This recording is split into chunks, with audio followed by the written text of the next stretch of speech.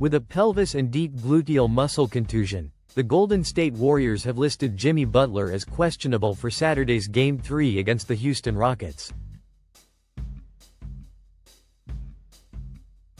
A little over 2 days after taking a scary fall when Amen Thompson undercut him on a defensive rebound in the first quarter of Game 2 on Wednesday.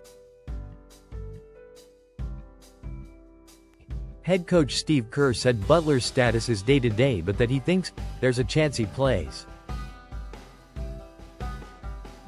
Kerr mentioned Butler's toughness, saying, "I'm relatively optimistic. Jimmy is Jimmy, I mean. We'll see because we know he's willing to play through anything. I mean, this is a day-to-day thing for sure, and we'll see how he feels tomorrow, but I think there's a chance he plays."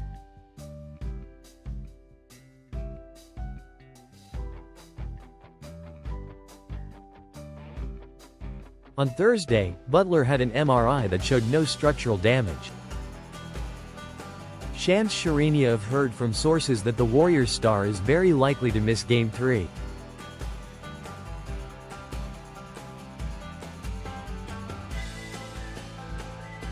Butler is going to do everything he can to play, but much will depend on how his body responds to the treatment by Saturday. Kerr said the Warriors had a long film session and then about a 30-minute practice where players got shots up and worked at offensive and defensive stations.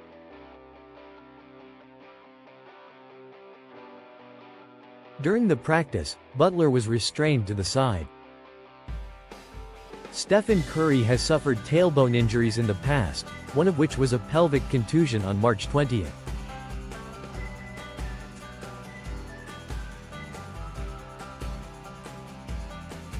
Curry would miss 2 games but said when he returned that he was not at risk of worsening his injury barring another hard fall on the injured area.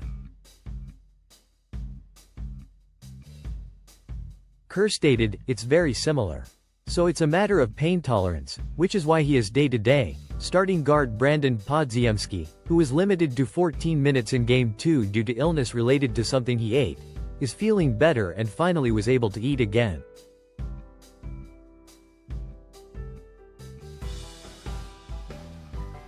He stated that he is fine for Game 3. Because of a strain in his right shoulder, Gary Payton too is listed as questionable. When Thompson undercut Butler, Butler went up high to get a defensive rebound from Thompson's missed shot.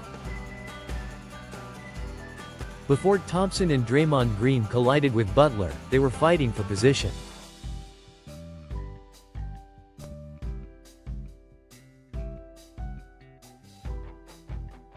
Butler hit his tailbone and felt immediate pain. Butler left the game after just 8 minutes of play. Without Butler, the Warriors lost to the Rockets 109-94. It would be devastating for the Warriors to have to play Game 3 without Butler.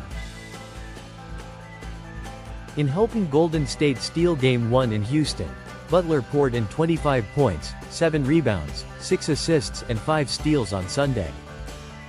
Since Butler made his Warriors debut on February 8 in Chicago, Golden State has gone 25-9, including the regular season, play-in, and postseason. Butler has turned around the Warriors' season. If Butler is unable to play in Game 3, Jonathan Kuminga might be able to play a bigger role. In his first postseason game, Kuminga played 26 minutes and scored 11 points, shooting 4 for 12 from the field. Since the conclusion of the regular season, Kuminga had dropped out of the rotation. Kerr stated, "Everyone has to be ready depending on what happens, whether Jimmy plays or not. A lot of guys came in and really performed well in Game 2. Pat Spencer had a great game for us and it's great to see JK back out there finding his rhythm. We've got to just be ready for whatever we're facing, and we believe we've got a lot of guys who can help us win the game tomorrow."